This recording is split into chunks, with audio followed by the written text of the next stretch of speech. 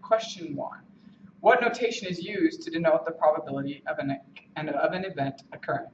Okay, so the probability is represented P of X.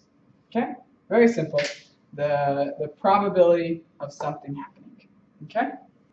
Question 2. Please state and describe the 3 rules of probability.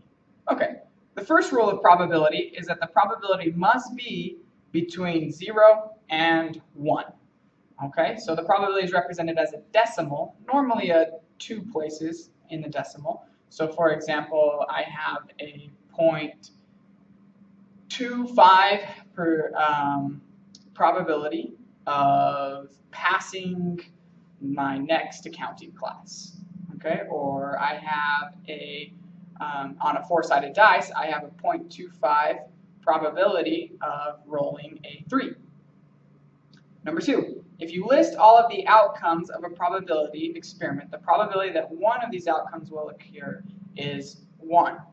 Okay, or in other words, you can think of it as if you think of all of the possibilities and add them together, then the probability is 100%. So on a 6-sided dice, normal dice, what is the probability that you roll a 5? Well, the probability is 1/6. If you roll a 3, 1/6.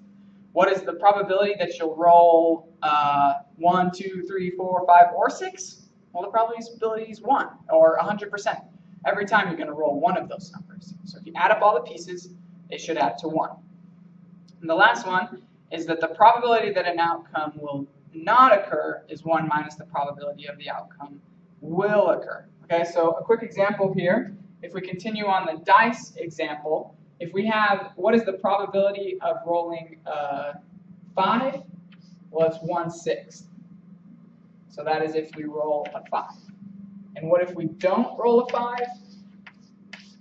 Well, intuitively, we know, well, if it's 1, then there's 5/6 chances that we won't roll the 5.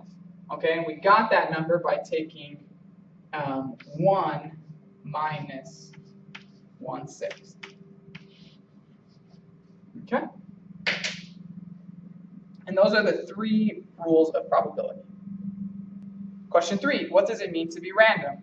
Okay, if something is random, then over the long term, there is a pattern. However, we can't predict the next outcome. So again, with the dice, we don't know if I'm about to roll a dice right now, you can't predict which number will come, whether it be a 1 or a 4 or a 2 or a 5. But over the long run, you can say 1/6 of the time I will roll a 1. 1/6 of the time I will roll a 4. Okay, so that's what it means to be random. Question 4 says, what does the phrase discrete random variable mean? Okay, I wouldn't worry about this too much, but obviously a random variable is something that varies but follows a specific pattern over the long run. So look to question 3 in this assignment for more information about that.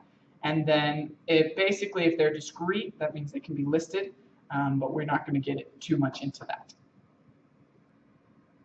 A 4-sided die has 4 possible outcomes for each roll, 1, 2, 3, or 4. Calculate the mean of this discrete random variable.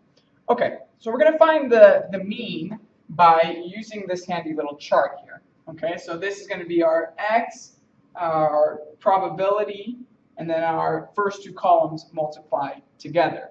Okay, so our x just represents what the outcomes might be. So we could roll a 1, we could roll a 2, could roll a 3, or we could roll a 4.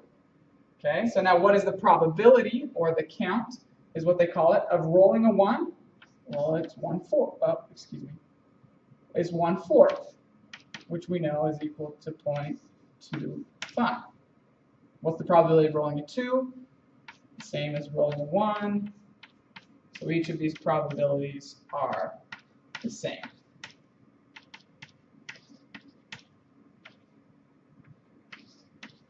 Okay? Now what are these 2 numbers multiplied together?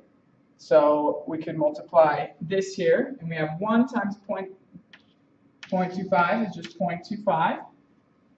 2 times 1/4 is 0.50.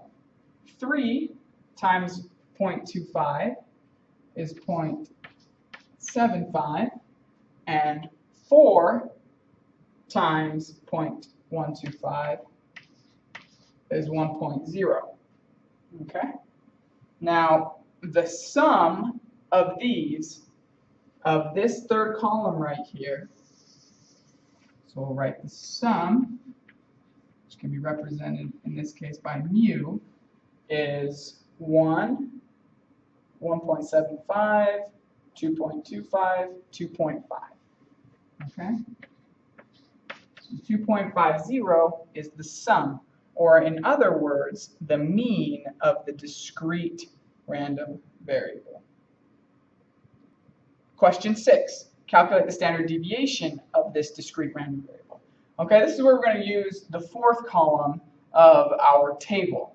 Okay, now in this column, we're going to take our x value, and we're going to subtract, this is our x value, we're going to subtract mu, which was the mean, so subtract mu, square it, and then multiply by the probability, which remember was the second column, 2, okay? So this new column that we made is going to represent, is going to be how we're going to find the variance, which will then help us find the standard deviation.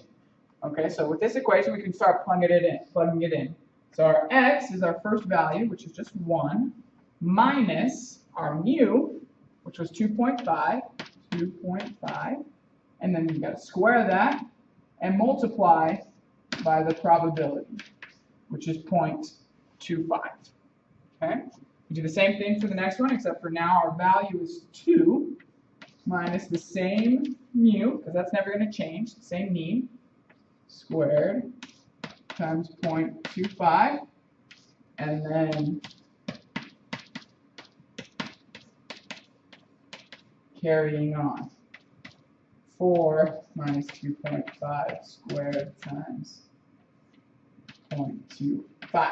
Okay? Now if you add those all together, after you multiply those out, add them together, you get a sum, which is the variance of 1.25. Okay? And then if you remember, the variance is just the standard deviation, is the square of the standard deviation. And so what we need to do to go backwards is to take the square root of the variance. So the standard deviation is equal to the square root of 1.25. Okay? So that is how you find both the mean and the standard deviation of your discrete random variable.